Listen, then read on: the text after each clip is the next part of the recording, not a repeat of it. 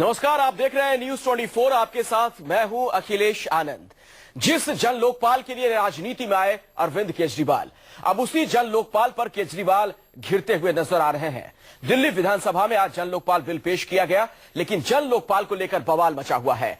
बवाल यह है कि जिस जन लोकपाल पर केजरीवाल दो टूक बोलते थे, अब केजरीवाल का वही जन लोकपाल कमजोर हो गया है। तो 5 की पंचायत में आज इस बात पर हम बात करेंगे कि क्या कुर्सी मिलने के बाद केजरीवाल का लोकपाल कमजोर हो गया। सवाल यह भी कि क्या हमारे देश को कभी मजबूत लोकपाल नहीं मिल पाएगा।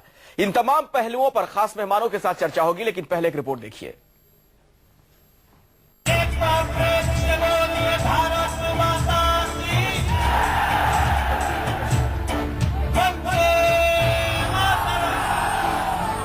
एक केंद्र सरकार से अलग लोकपाल बनाया जाए। वो लोकपाल सरकार के अंडर में नहीं आना चाहिए। अगर किसी व्यक्ति को भ्रष्टाचार की शिकायत है, वो लोकपाल के पास लेके जाए, ताकि 1.5 से 2 साल के अंदर भ्रष्टाचारी को जेल हो। 4 साल पहले जिस जन लोकपाल पर देश में सत्याग्रह हुआ, आंदोलन हुआ, मजबूत लोकपाल और भ्रष्टाचार के मुद्दे पर अरविंद केजरीवाल ने राजनीति में कदम रखा और जन लोकपाल के भरोसे ही दिल्ली के सीएम तक बने केजरीवाल। लेकिन अब केजरीवाल के लोकपाल के खिलाफ सड़क पर विरोध प्रदर्शन किया जा रहा है।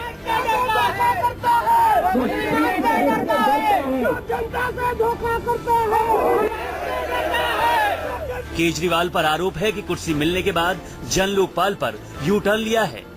लोकपाल का ड्राफ्ट तैयार करने वाले प्रशांत भूषण और शांति भूषण ने केजरीवाल पर गंभीर सवाल खड़े किए हैं। तो केजरीवाल के जन लोकपाल बिल को अब जोगपाल बताया जा रहा है। उसके पीछे 5 बड़ी वजह हैं। लोकपाल चुनने वाली कमेटी के 4 में से 2 लोग सत्ता पक्ष के होंगे। लोकपाल को दिल्ली विधानसभा के 2/3 बहुमत से हटाया जा सकेगा, यानी 47 विधायक जब चाहें लोकपाल को हटा सकेंगे। लोकपाल केंद्र सरकार के अफसरों की भी जांच कर सकेगा। लोकपाल की जांच एजेंसी के अफसर दिल्ली सरकार की सिफारिश पर दिए जाएंगे। ऐसे में सवाल है कि रामलीला मैदान से लोकपाल पर आग उगलने वाले केजरीवाल का लोकपाल सीएम बनने के बाद कमजोर हो गया है, या जानबूझकर ऐसा मसौदा तैयार किया गया है ताकि केंद्र और दिल्ली सरकार में लोकपाल को लेकर एक बार फिर टकराव हो। सैयदा अफीफा के साथ ब्यूरो रिपोर्ट, न्यूज 24। जनता से धोखा करता है। और इन तमाम सवालों पर चर्चा के लिए जो मेहमान हमारे साथ जुड़ चुके हैं, उनसे मैं आपकी मुलाकात करवा दूं। मेरे साथ प्रीति मेनन है, आम आदमी पार्टी की आप प्रवक्ता हैं। अश्विनी उपाध्याय हैं, बीजेपी के प्रवक्ता। हमारे साथ आलोक शर्मा जी हैं, कांग्रेस के प्रवक्ता। उनसे भी हमारी बातचीत होगी। और हमारे वरिष्ठ सहयोगी राजीव रंजन भी इस चर्चा में शिरकत कर रहे हैं। राजीव लगातार उस आंदोलन के दौरान भी कवर करते रहे जब जन लोकपाल और लोकपाल को लेकर बड़ा आंदोलन हुआ था दिल्ली में। सड़कों पर आपने देखा था किस तरीके से संग्राम छिड़ा था। चर्चा की हम शुरुआत करें उससे पहले जरा देखिए आज 5 की पंचायत में हमारा पहला सवाल क्या है। क्या कुर्सी मिलने के बाद केजरीवाल का लोकपाल कमजोर हो गया? और सीधा आरोप प्रीति जी आप लोगों पर है, इसलिए मैं चाहूंगा जवाब आप ही दीजिए। क्या सिर्फ कुर्सी के लिए सब कुछ था? प्रशांत भूषण के शब्दों में अगर मैं बात करूं तो आप लोगों ने जन लोकपाल को महाजोगपाल क्यों बना दिया? ये प्रशांत भूषण के जो शब्द आप बोल रहे हैं, आपने इन शब्दों की कोई सच्चाई या गहराई में जाने की कोशिश की है? बिल्कुल ये जन लोकपाल रूबरू वही जन लोकपाल बिल है जो इतने साल चर्चा के बाद हमने तय किया था और जो 49 दिल की सरकार ने पेश किया था। इसमें बहुत ही कम चेंजेस हैं और जो नहीं, जो आप कम कह रही हैं ना प्रीति जी, डिबेट होने वाली है दरअसल जिसको आप कम कह रही हैं ओपन स्पेस। प्रीति जी, जिसको आप कम कह रही हैं वो कम चेंज नहीं है। उस कम चेंज के जरिए इतना बड़ा फासला बना दिया गया, इतनी बड़ी दूरी हो गई है दोनों लोकपाल में कि उसको लेकर सवाल खड़े हो रहे हैं। मैं इस पर कांग्रेस और बीजेपी से लूंगा प्रतिक्रिया, लेकिन उससे पहले मैं राजीव से ही जानना चाहूंगा। राजीव, हमारे दर्शकों को जरा आप बताइए, क्योंकि मैं आलोक जी से पूछूंगा, अश्विनी से पूछूंगा तो हो सकता है वो कह दे कि इसके पीछे इनका कोई एजेंडा है। क्या आपको बड़ा अंतर नजर आता है इस दोनों जन लोकपाल में? देखिए, साफ सी बात है, बहुत सरल सी बात है कि आम आदमी की पूरे देश को कोई भी आदमी देख सकता है इसको। आम आदमी पार्टी की वेबसाइट पे आप जाइए, उनका जन लोकपाल बिल 2011 पड़ा हुआ है। उस पर वहां साफ तौर पे लिखा जाता है कि लोकपाल की नियुक्ति के लिए जो वहां पे सिलेक्शन कमेटी होगी, वो 8 लोगों की होगी। उस 8 सिलेक्शन कमेटी के लोगों में 2 लोग पॉलिटिकल होंगे, एक प्राइम मिनिस्टर और एक लीडर ऑफ अपोजिशन। 4 जजेस होंगे, 2 सुप्रीम कोर्ट के, 2 हाई कोर्ट के, एक सीएजी होगा, एक सीईसी होगा। 8 सदस्यीय ये दल है। अगर आम आदमी पार्टी की सरकार का लोकपाल देखिए तो उसमें सिलेक्शन कमेटी में 4 लोग हैं, एक स्पीकर, एक चीफ मिनिस्टर दिल्ली, एक लीडर ऑफ अपोजिशन और एक जो हेड होंगे वो होंगे हाई कोर्ट के चीफ जस्टिस।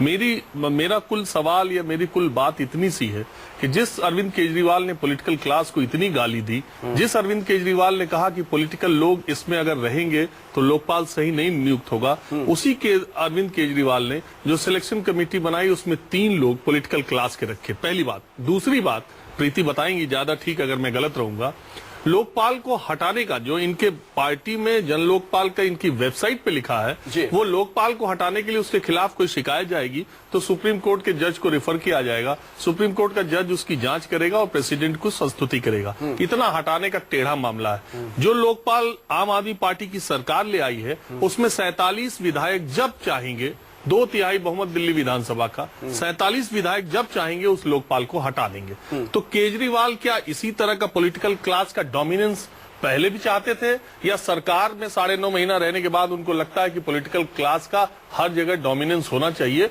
जो लोकपाल है वो इतना बड़ा नहीं होना चाहिए। इस बात की बधाई के पात्र है कि 9.5 महीने बाद वो लोकपाल ले आए हैं और पेश किए। लेकिन ये बातें, ये सवाल आम आदमी पार्टी पर प्रीति मेनन जी से पूछा जाएगा। जवाब दीजिए। बिल्कुल प्रीति मेनन जी, जवाब दीजिए इसका, क्यों आप लोगों को कमजोर चाहिए जन लोकपाल? बिल्कुल बिल्कुल, ये आपका सवाल जो है ये बेबुनियाद सवाल है। जो राजीव रंजन जी ने जो सवाल पूछा मैं उसकी जवाब जरूर दूंगी। जो लोकपाल की नियुक्ति है और लोक आयुक्त की नियुक्ति है उसमें थोड़ी फर्क है। लोक आयुक्त की जो नियुक्ति है उसमें हमने जो चेंज की है, हमने बस एमिनेंट पर्सन्स निकाला है। अगर आपने एनजेएसी इशू में सुप्रीम कोर्ट की जजमेंट देखी है उसमें साफ साफ दिखाया गया है कि कैसे एमिनेंट पर्सन्स जो हम कहते हैं वो नॉर्मली गवर्नमेंट की चॉइस के, गवर्नमेंट के रेकमेंडेड पर्सन ही होंगे, और अगर वो होगा तो वो एमिनेंट पर्सन्स की डेफिनेशन कोई क्लियर नहीं है। आप एनजीएसी पे जाना पड़ेगा क्योंकि वो सुप्रीम कोर्ट की जजमेंट है। उन्होंने साफ साफ बोला है कि कॉन्स्टिट्यूशनल पोजीशंस पे जो लोग हैं उन पे एक सेंस ऑफ रिस्पॉन्सिबिलिटी है on what they are doing. On the other hand eminent person एक इतना एम्बिगुअस डोमेन है कि उसको ट्रस्ट नहीं किया जा सकता to be able to put people over there. इसीलिए बस वही एक चीज निकली है। The only thing that is missing right now is eminent persons in the selection of the Lokayukta. उसके अलावा कुछ आपको असली जवाब देना चाह रहे हैं, आपके सहयोगी रह चुके हैं। आ जाते हैं जो हटाने की बात है, हटाने की बात को कोई हमारे सहयोगी क्या हो क्या रहा है, हटाने की बात ज्यादा जरूरी है। ऐसे लगता है कि लगातार झूठ, अगर झूठ को बार बार बोला जाए इम्पीचमेंट सच हो जाएगा। तो प्रीति जी आपकी बात समझिए, जरा सुनिए प्लीज। नहीं होता कि झूठ को बार बार रिपीट करने से झूठ सच नहीं हो सकता है। हटाने की बात आप ये कह रही थोड़ा सा परिवर्तन किया, थोड़ा सा परिवर्तन नहीं किया है। आपको भी कह सकती हूँ। आप 100 किलो के आदमी में घबराहट जाहिर केवल 100 ग्राम का हर्ट होता है, उसके अंदर लेके आए हैं। 100 ग्राम का हर्ट होता है, 100 ग्राम का हर्ट आप निकाल लीजिए, वो आदमी खत्म, निकलने वाले हैं। वो आदमी खत्म हो गया। सारे स्टेट में स्कैम्स निकल चुके हैं और इसलिए बीजेपी की हड़बड़ाहट मैं समझ सकती हूँ। नहीं ठीक है, अगर कोई लोक आयुक्त आता है आप ले आइए ना, सेंट्रल आप गवर्नमेंट पुराना क्यों नहीं ला रही है? तो जिसके लिए आपने सत्ता छोड़ी थी आप उससे क्यों भाग रही है? जिसके लिए 49 दिन बाद वो ड्रामा किया गया उससे क्यों भाग रहे हो आप? आपने सत्ता छोड़ी थी वही बिल। नहीं झूठ है, सरासर झूठ है ये। पहले 8 आदमी में से केवल 2 आदमी पॉलिटिकल थे। आपके कहने से झूठ हो जाता है। बिल्कुल झूठ है। कोई सच्चाई की बुनियाद खड़े हुए हैं नहीं, पेपर आपको दिखाओ, बदलते हैं, ये पेपर दिखा रहा हूँ, कानून में क्या लिखा हुआ है सुनिए। आप हैं जो पहले 8 आदमी में से 2 आदमी पॉलिटिकल थे, अब 4 आदमी से 3 आदमी पॉलिटिकल। खत्म हो गई बात। ये केवल और केवल एक तरफ हो गए। ये लोग आलोक शर्मा जी, फर्क अगर आया तो क्यों आया? ये प्रीति कह रही कि बहुत मामूली है, कम फर्क है, लेकिन ये फर्क क्यों? मिसलीड करने का समझता हूँ प्रीति जी जो कह रही है वो उनकी पार्टी लाइन हो सकती है, लेकिन जो कह रही है वो सरासर झूठ बोल रही है। उनको स्वयं भी शायद लोकपाल जो बिल आया है उन्होंने पढ़ा नहीं होगा। पारदर्शिता से लेकर और स्वतंत्रता तमाम जो शब्द पहले इस्तेमाल किए गए थे उनकी क्रूर हत्या कर दी गई है इसके अंदर। गठन का, जैसे राजीव भाई ने भी बताया, गठन से लेकर विभिन्न प्रावधान जो आज के जन लोकपाल बिल में आए हैं और उसको हटाने तक लेकर सभी चीजों में ऐसा लगता है कि ये जन लोकपाल बिल भ्रष्टाचारियों को जेल पहुंचाने से ज्यादा काम करेगा कि जो भ्रष्टाचारी हैं उनको बचाया कैसे जाए। आज आप कह रहे हैं कि साहब 4 में से 3 पॉलिटिकल लोग हैं। केजरीवाल साहब शाम को प्रीति मैनन जी को जन लोकपाल बनाएंगे दिल्ली का और सुबह हटा देंगे। अपनी सारी पावर उन्होंने अपने पास रख ली है। फिर इस जन लोकपाल बिल का महत्व क्या है? दूसरा, पहले उसमें उम्र कैद का प्रावधान था, उसमें 1 लाख का जुर्माना या 1 साल की कैद। आज आपने क्या कर दिया है कि या तो दोनों कर लीजिए या केवल आप जुर्माने तक भी सीमित हो सकते हैं। मैं समझता हूं कि जो 50 से ज्यादा पार्टी केजरीवाल के विधायकों के ऊपर केस हैं, 3 मंत्री जो हैं वो भ्रष्टाचार में स्वयं आप कहते हैं कि वो लिप्त पाए गए हैं या कोई और दूसरे तरह के केस हैं, उनको बचाने के लिए आपने ऐसा काम प्रीति किया। जी, क्या कोई डर है, कोई मन में संशय है, भय है सत्ता में आने के बाद, कुर्सी पर आने के बाद, कि इसलिए आप लोगों ने जानबूझकर अब पहले वाला जो आपका जन लोकपाल था उसे बहुत कमजोर कर दिया इसे? अखिलेश, में एक सवाल और मैं ऐड कर देता हूं। उत्तराखंड में भुवन चंद खंडूरी जी ने लोकपाल पास किया था। मैं आऊंगा अश्विनी जी, मैं उस पर आऊंगा, सुनिए ना, मैं उस पर बाद में आऊंगा। मैं गुजरात के बारे में भी आपसे पूछूंगा, वहां पर क्या हुआ उस पर बाद में आऊंगा। आपसे भी कई सवाल होंगे, आप लोगों ने अभी तक क्यों नहीं बनाया है लोकपाल, उस पर भी सवाल होगा। आम आदमी पार्टी की पहली सरकार है जिसने अपने खुद के कैबिनेट मिनिस्टर को एब्सोल्युटली बर्खास्त कर दिया, उनको रिजाइन पहले नहीं है, बहुत लोग हो चुके हैं, मुख्यमंत्री कई सारे जा चुके हैं भ्रष्टाचार में। क्या बात कर रही हो आप? लेकिन पार्टी से बाहर नहीं किया उसको, पार्टी से बाहर नहीं किया, वो खुला घूम रहा है, जेल के पीछे नहीं गया। को कुछ ज्यादा पता नहीं है विजिलेंस कमीशन को केस ट्रांसफर नहीं किया आपने। उनको तुरंत हमने कैबिनेट मिनिस्टर से खिलाफ पार्टी से बाहर क्यों नहीं किया आज तक आपने? पूरे केसेस पार्टी से बाहर क्यों नहीं किया अभी तक आपने? अगर आपके पास इतने पुख्ता सबूत थे तो आप मुद्दे से मत भटकाइए। आपका दोहरा चेहरा सामने आ रहा है, आप मुझे बताइए। वापस आ रहे हैं, जन लोकपाल पर आइए। ये बात कर रहे हैं जिन लोगों ने आज 2013 से पास किया हुआ लोकपाल, आज तक उसके रूल्स तक फ्रेम नहीं किए गए हैं। इन लोगों को लोकपाल ना बनाना है, ना इनके किसी स्टेट्स में कोई लोकायुक्त मत जाइए, आज अपनी बताइए आपने क्यों कमजोर कर दिया? उस पर भी जाएंगे, आपने क्यों कमजोर कर दिया? उस पर भी हम जाएंगे। आलोक जी, मैं आपसे सवाल पूछूंगा, लेकिन अगला सवाल हमारा क्या है कार्यक्रम में, जरा उस पर एक नजर डालते हैं। प्रीति, उसके बाद मैं आपके पास आऊंगा। अगला सवाल क्या है 5 की पंचायत में, देखिए। क्या देश को कभी नहीं मिलेगा मजबूत लोकपाल? अश्विनी जी, आपसे ये मेरा सीधा सवाल है, क्या देश को कभी भी मजबूत लोकपाल मिल पाएगा?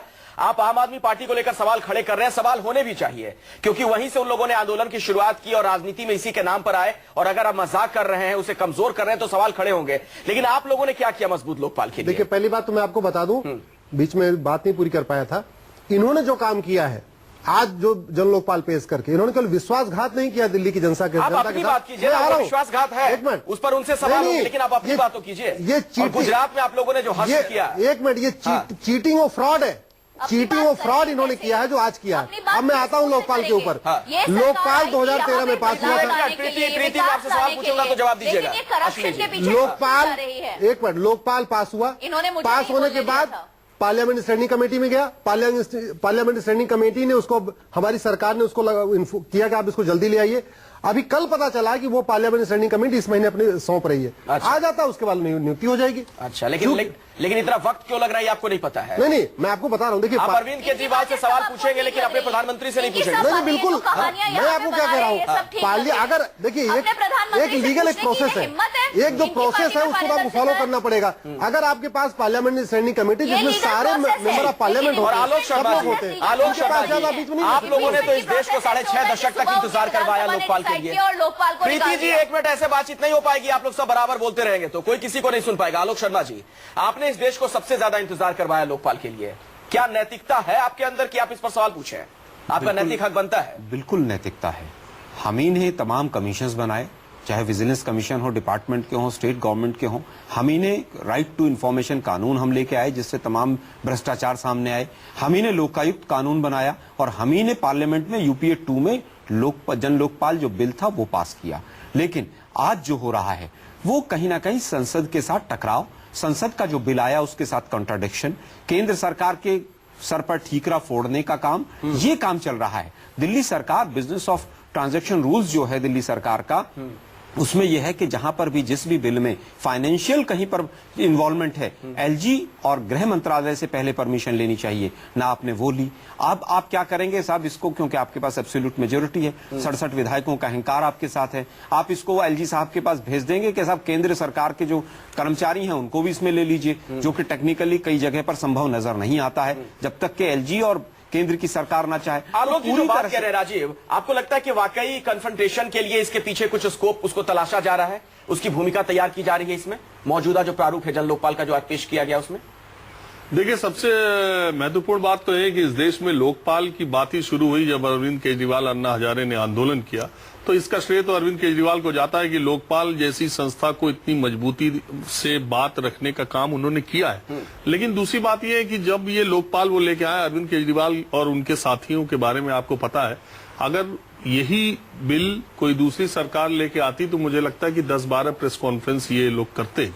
ये बिल खुद बना दिया, लेकिन इसके बारे में सरकार ने या अरविंद केजरीवाल, मनीष सिसोदिया, इन्होंने आकर जनता के सामने ये नहीं कहा कि हमारा लोकपाल ऐसा ऐसे नियुक्त करेंगे, ऐसे हटाएंगे, इसके ये प्रोविजन है। हालांकि पहले बात पे रेफरेंडम हर बात पे लेके आते थे। दूसरी बात ये है, वेबसाइट पे नहीं डाला, जिस तरीके से ये चूंकि 70 में 67 विधायक उनके हैं, तो विधायकों को दिया जाता है, ये बिल दिया गया।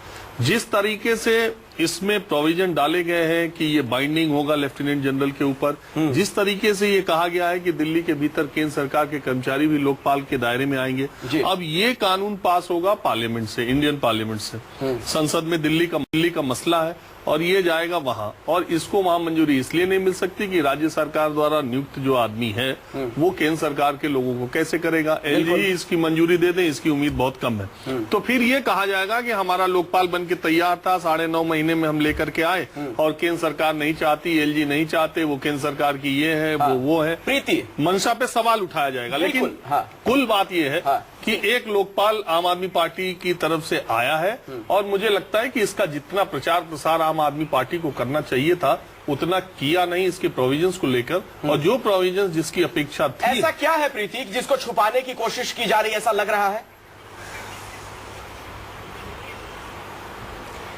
ये जो लोकपाल बिल है ये दुनिया का सबसे डिस्कस्ड डिबेटेड बिल है। सबसे फिर वही बात, इसका हर एस्पेक्ट, इसका हर पॉइंट ऑलरेडी पब्लिक डोमेन में है। इसके बारे में बहुत चर्चाएं हो चुकी हैं।